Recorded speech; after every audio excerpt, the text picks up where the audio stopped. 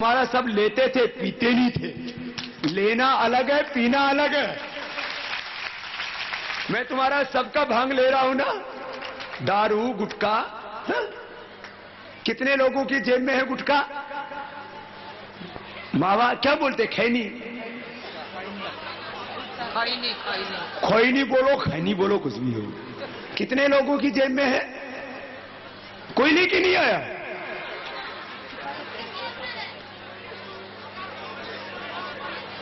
जिसका जिसका जेब में है आज छोड़ के जाएगा। इसका मतलब बाबा जी को देके जाएगा। इसका मतलब ये थोड़ी कि बाबा जी खाएगा। तो भगवान शिव जी को सब देते थे, जैसे आप मुझे देते थे, मुझे देते हो ना, ऐसे भगवान शिव जी को सब देते थे। हमारा कोई भगवान दारू बीड़ी सिगरेट नहीं पीता था। तो आज तुमको एक मन में कमजोरी आ गया था, प्राणायाम करना, मन मस्त हो जाएगा, सब छूट जाएगा। अच्छा, कितने ऐसे भाई बहन हैं जो यहां छोड़ करके बैठे? पहले पीते थे, खाते थे, प्राणायाम किया, छूट गया। जिनका छूट गया वो हाथ उठाना। बीड़ी सिगरेट गुटखा कोई भी नशा छूट गया बेटा। तो जिनका छूट गया वो तो हाथ उठाओ। ये तो छोड़ने वाले काफी हैं, दोनों हाथ उठाओ। तो एक बार जोरदार अभिनंदन है इनका।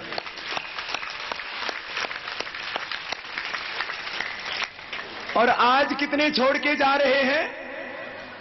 जो भी खाते हैं आज सबको छोड़ के जाना है। ये शिवजी वाले ने पहले हाथ उठाया। ये बोल रहा था पहले शिवजी खाता था। इसको समझ में आया शिवजी खाता नहीं था, शिवजी लेता था। अभी है जेब में? ए भैया, अभी जेब में है? वो खैनी नहीं खाता, दारू पीता था, आज से छोड़ दिया। जोरदार अभिनंदन इस भाई का। ये तो बहुत अच्छा है, बलवान है। बाबा ने बात कही, देखो बड़ों की बात मानते हैं। तो आज अपने को बड़ों के रास्ते पर चलना है। बड़े यदि बड़ों के रास्ते पर ना चले तो फिर तो बात बिगड़ जाएगी। हमारे बड़े कौन थे? भगवान राम, भगवान कृष्ण, ऋषि मुनि, ये हमारे बड़े थे। तो आज बड़ों को बड़ों की रास्ते पर चलना है। तो आज आपको मैं एक कसम दिला रहा हूं, सौगंध दिलवा रहा हूं।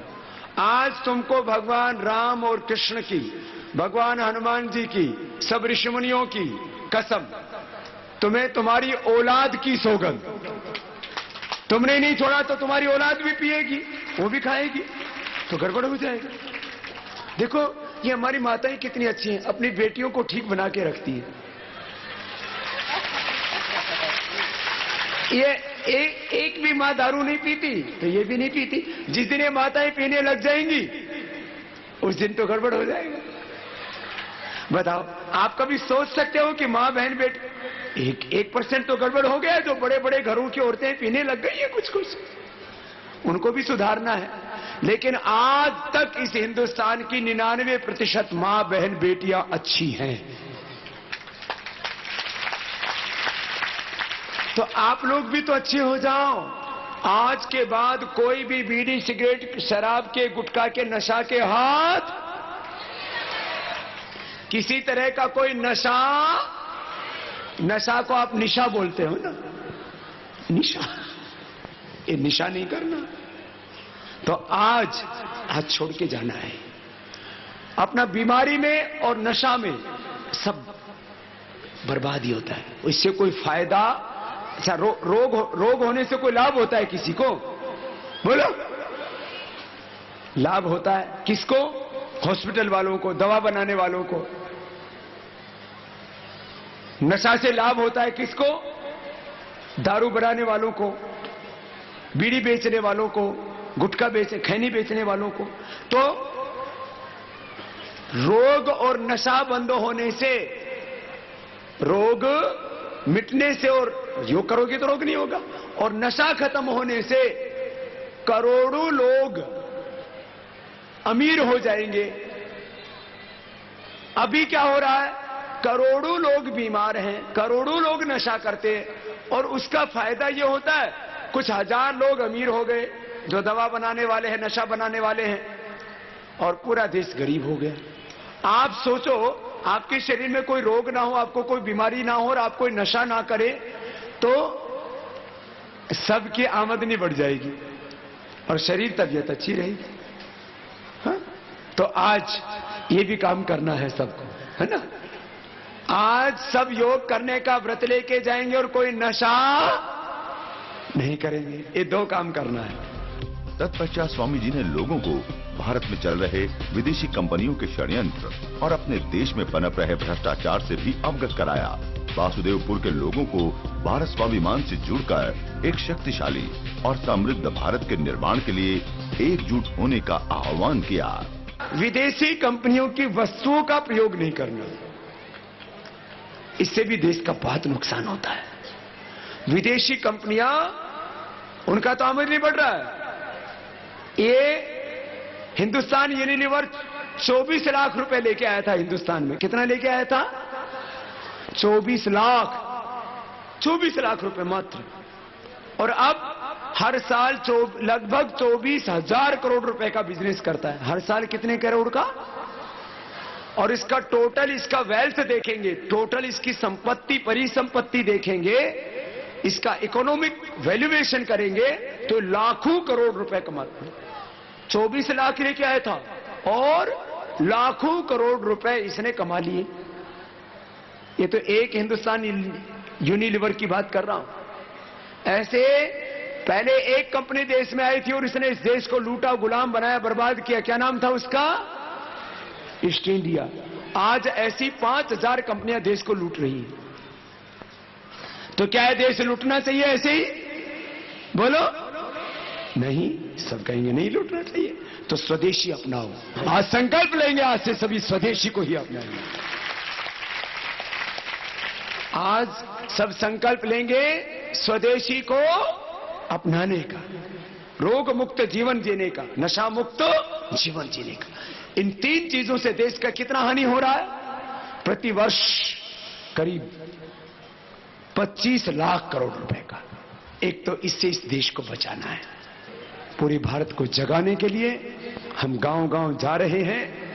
आज अभी 11 स्टेट के बाद में 12वें स्टेट ओडिशा में आया और यहां पर मैं देख रहा हूं हर दिन हजारों नहीं लाखों भाई बहन इस पूरे आंदोलन से जुड़ रहे हैं। और मैं आज एक ही बात कह रहा हूं, अब 6,38,365 गांवों के अंदर, 624 जिलों के अंदर और 33 के 33 सभी स्टेट्स के अंदर एक अब स्वाभिमान जगा है। अब ये भारत बचेगा और भारत 2020 तक विश्व की महाशक्ति बनेगा। हमको खुद को भी बचाना है, अपने मुल्क हिंदुस्तान को भी बचाना है। अपनी रक्षा होगी योग से। योग से ये जो रोगों के द्वारा लूट हो रही है, नशों के द्वारा जो लूट हो रही है, इससे हम बच जाएंगे। स्वदेशी का संकल्प लेकर के जिएंगे और विदेशी वस्तुओं का प्रयोग नहीं करेंगे। अपना देश का धन देश में रहेगा, आपका धन आपके घर में रहेगा, आपकी समृद्धि बढ़ेगी, देश की समृद्धि बढ़ेगी। आज 15 अगस्त 1947 को हमें कहा गया कि हम आजाद तो हो गए, लेकिन आजाद भारत में स्कूल तो हमारे हैं, टीचर्स भी हमारे हैं, कॉलेज यूनिवर्सिटी भी हमारी है, लेकिन उसमें शिक्षा पद्धति विदेशी है और समान शिक्षा पद्धति नहीं है। गरीब और अमीर के बच्चों को एक जैसे स्कूल, कॉलेज, यूनिवर्सिटी पढ़ने के लिए नहीं है। हम ऐसा भारत बनाएंगे जिसमें चाहे कृष्ण हो या सुदामा, गरीब का बेटा हो या अमीर का, एक ही जैसे स्कूल, कॉलेज, विश्वविद्यालय है। भारतीय भाषाओं में पढ़ने का हमको अधिकार मिले। आज जापान के अंदर सब बच्चे किस में पढ़ते हैं बोलो? जापानीज में, रसिया में रसियन में, चीन में चाइनीज में, जर्मनी में जर्मन में, फ्रांस में फ्रेंच में। और हिंदुस्तान में किस में पढ़ते हैं? यहां किसी को एमबीबीएस करना हो, बीटेक एमटेक करना हो, बीसीए करना हो, एमसीए करना हो, सीए करना हो, किसी को इंजीनियरिंग करनी हो, एमबीए करना हो, तो क्या पढ़ना पड़ेगा? अंग्रेजी। क्यों? सबके दिमाग में एक गलत बात घुसा दी गई, बिना अंग्रेजी के टेक्नोलॉजी कहां से आएगी? क्या जापान में टेक्नोलॉजी नहीं है? क्या जर्मनी में टेक्नोलॉजी नहीं है? क्या फ्रांस में टेक्नोलॉजी नहीं है? आज आजाद भारत में अपनी भाषा नहीं है, अपनी वेशभूषा नहीं है, अपना खान पान नहीं है। आज मैंने कहा स्कूल कॉलेज तो हमारे हैं, शिक्षा पद्धति विदेशी है, समान रूप से शिक्षा का अधिकार नहीं। आज चिकित्सालय तो हमारे हैं, डॉक्टर भी हमारे हैं, लेकिन दवा विदेशी है, और उसमें भी गरीब आदमी तो दवा ले ही नहीं सकता। इस देश में 65 से 70% लोग बीमार होने के बाद अपना उपचार नहीं करा सकते। आज कोर्ट तो हमारे हैं, जज भी हमारे हैं, लेकिन कानून विदेशी है। कैसी आजादी? भारत में स्वतंत्रता है ही नहीं। ये तो ट्रांसफर ऑफ पावर एग्रीमेंट, आजादी के एक दिन पहले माउंटबेटन और जवाहरलाल नेहरू ने एक समझौता कर लिया कि जैसे अंग्रेज हिंदुस्तान को चलाते थे वैसे ही हम चलाएंगे। इन अंग्रेजों ने कितने अत्याचार किए हैं। अभी मैं यहां इरम गांव में होकर के आया, जब 1942 में भारत छोड़ो आंदोलन चल रहा था, तब वहां के 29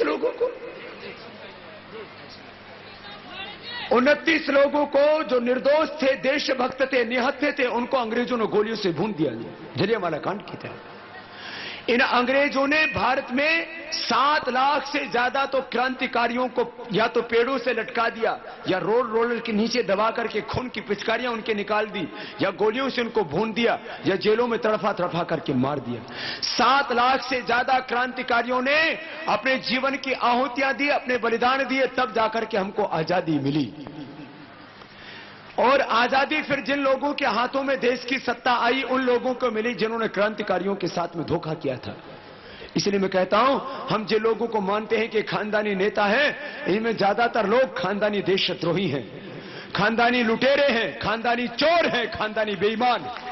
उन लोगों के हाथों में देश की सत्ता चली गई, और उन लोगों ने इस देश को क्रूरता के साथ में रौंदा, और इस देश को आज भी दरिद्रता के हालात में छोड़ा हुआ है। हम ऐसा भारत बनाना चाहते हैं जहां पर समान शिक्षा हो, समान चिकित्सा हो, सबको न्याय मिले। आज न्याय कहां मिल रहा है? 3,33,05,845 मुकदमे तो पुराने पेंडिंग चल रहे हैं। जस्टिस जयस वर्मा से पूछा कितने दिन लगेंगे पुराने मामलों को निपटाने में? बोले कम से कम 350 साल। नयों की बारी कब आएगी? बोले जब पोता मर जाएगा तब आएगी। अपने देश में कितनी समस्याएं, कहां सामाजिक न्याय दे पाए, कहां आर्थिक न्याय हम दे पाए। 84 करोड़ लोग रात को भूखी सोते हैं, उनको ठीक से वस्त्र नहीं मिलता। पढ़ाई का तो, चिकित्सा का तो बहुत दूर का प्रश्न है। पेट भरने के लिए पूरा भोजन नहीं मिलता है, फूड एंड न्यूट्रिशन, माने उनको वो मेल न्यूट्रिशन और हंगर के शिकार है, भूख और कुपोषण के शिकार है। न उनके लिए छत पूरी है, न उनके लिए खाना पूरा है, उनकी जिंदगी तो नर्क है। आज ऐसा भारत है, अब इस भारत को अपने को बचाना है। तो मैं कह रहा था, हम अब बहुत इस देश के अंदर अंधेरगर्दी हो चुकी, बहुत लूट हो चुकी, बहुत अन्याय हो चुका। अब हमारे सामने बहुत प्रश्न है। इस पूरे हिंदुस्तान को बचाना है, खुद को भी बचाना है। यदि हमने अपने मुल्क को न बचाया, अपने इस भारत को न बचाया, तो आगे और बहुत बुरे दिन हमको देखने पड़ेंगे।